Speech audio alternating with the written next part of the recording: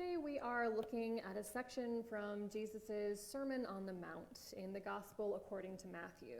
We looked at another section last week also.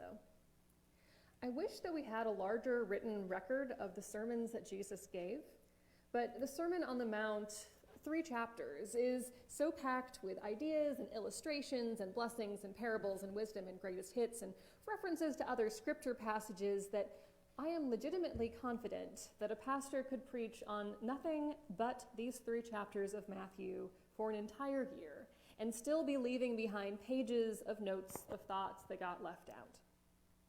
Last week, I had an entire page of notes that I didn't end up using, and also changed the entire focus of my sermon at least 5 times, and also added a good chunk of text to my ever-growing folder of sermon outtakes.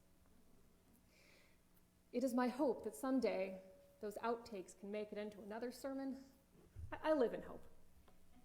For that matter, I wrote and scrapped almost an entire sermon today. Don't even get me started. Anyway, needless to say, there's a lot in the words of Jesus in his Sermon on the Mount. You may very well have heard this passage before and come across phrases and verses quoted directly from it in all kinds of contexts. But there is a reason why Christians have been coming together to share the words and life and good news of Jesus for 2,000 years. And so we turn back to these verses again and again.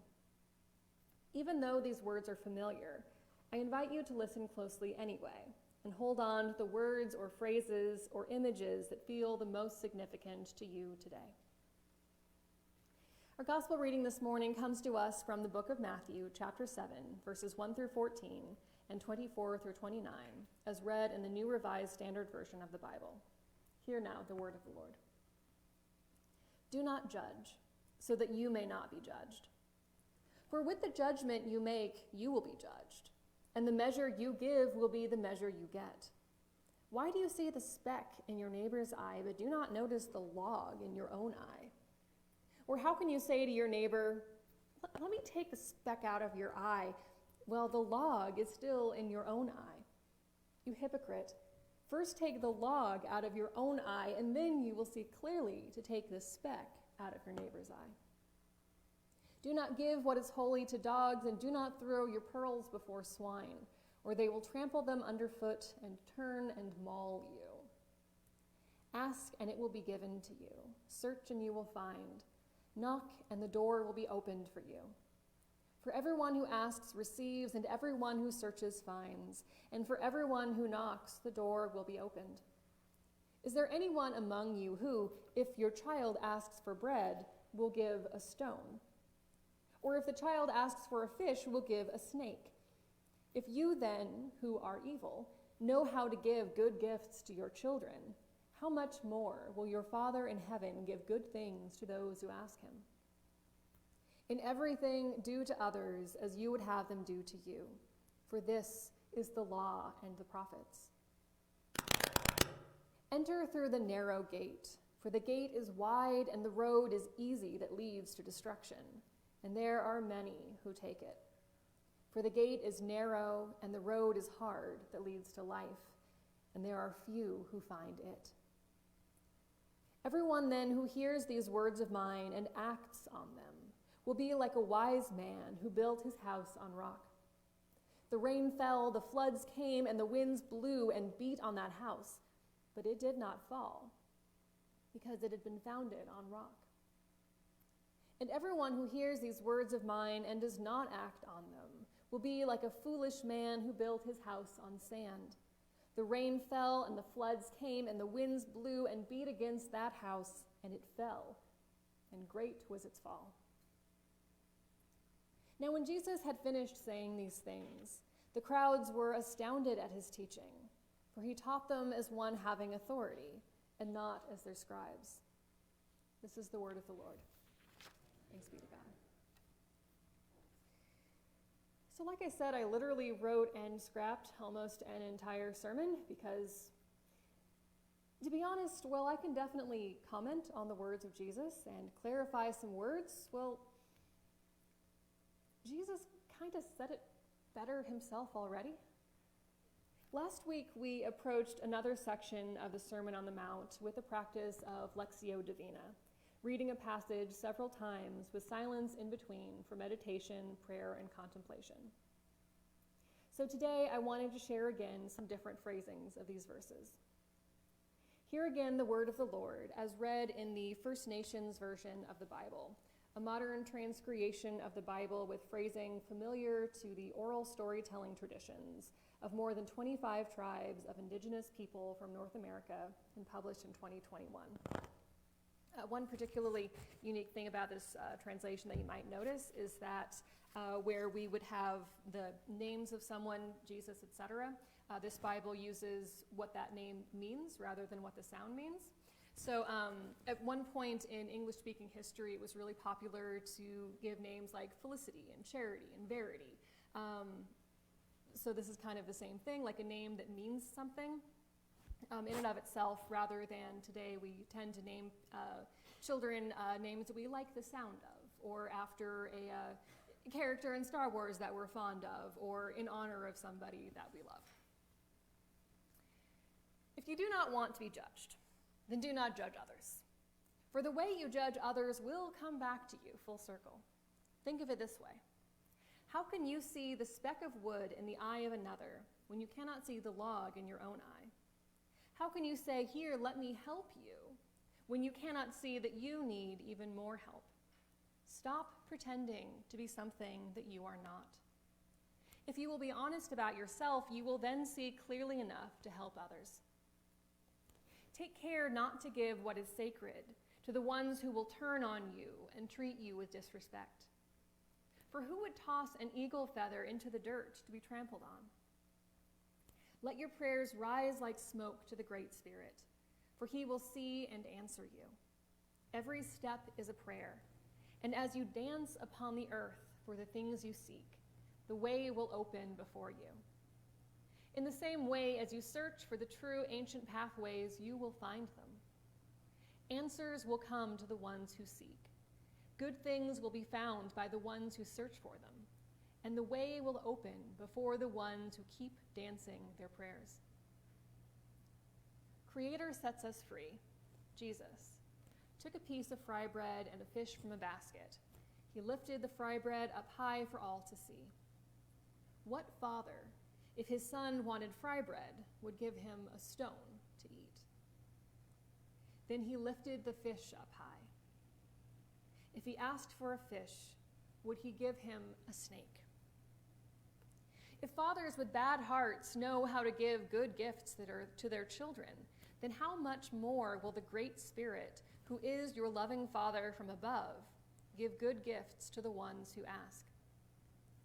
Here is the meaning of what I have been saying. Whatever good you want others to do for you is what you should do for them. This is the whole purpose of the instructions given by drawn from the water, Moses, and the words spoken by the prophets. To walk Creator's good road, you must enter this small gate and walk a narrow path that leads to the good life. Only a few find and walk this road. But the gate is large and the path is wide that leads to a bad end. Many walk this road. The ones who listen to me and walk in my ways are like a wise man who built a grand lodge on solid ground. The rain poured down, the streams flowed, and the strong winds came. They all beat against the lodge, but it stood strong against the storm. Nothing could shake it, for it was built on solid ground.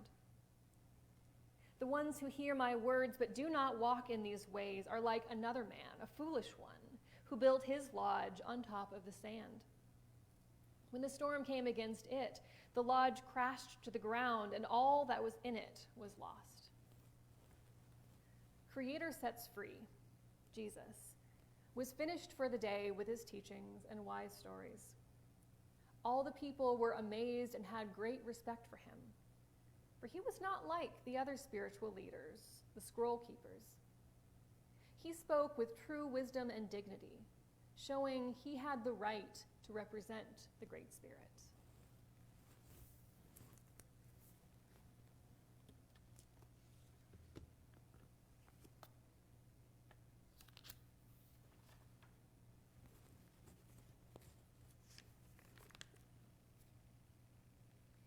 Hear again the word of the Lord as read in the Message, a modern transcreation of the Bible as written by the late Eugene Peterson and published in 2002. Don't pick on people, jump on their failures, criticize their faults, unless, of course, you want the same treatment. That critical spirit has a way of boomeranging. It's easy to see a smudge on your neighbor's face and be oblivious to the ugly sneer on your own. Do you have the nerve to say, "Let me wash your face for you," when your own face is distorted by contempt? It's this whole traveling roadshow mentality all over again, playing a holier-than-thou part instead of just living your part. Wipe that ugly sneer off your own face, and you might be fit to offer a washcloth to your neighbor. Don't be flip with the sacred. Banter and silliness give no honor to God. Don't reduce holy mysteries to slogans. In trying to be relevant, you're only being cute and inviting sacrilege. Don't bargain with God. Be direct. Ask for what you need. This isn't a cat and mouse hide-and-seek game we're in. If your child asks for bread, do you trick him with sawdust?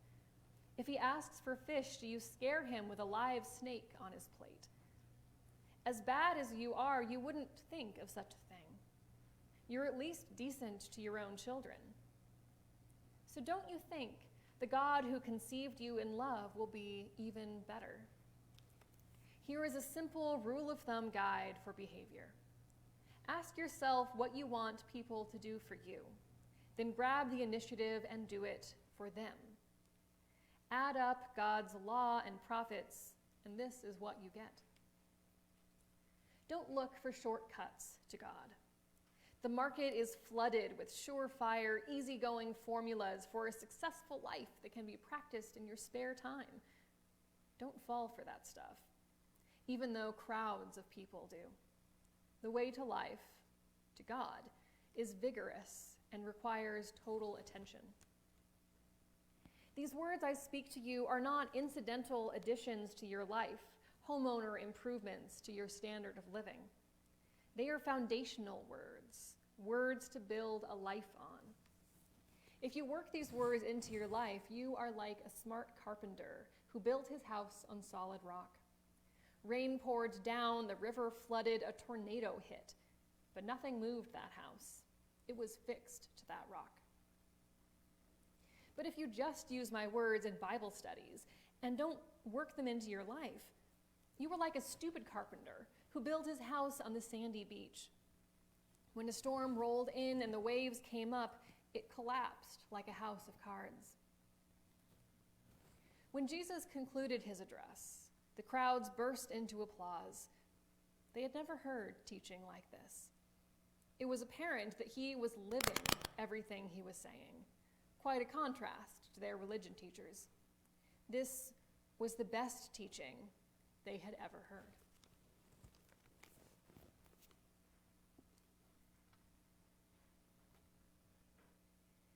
These are the words of the Lord, and these are the words that we should remember and return to when we struggle to decide what is right or how to live or who to follow.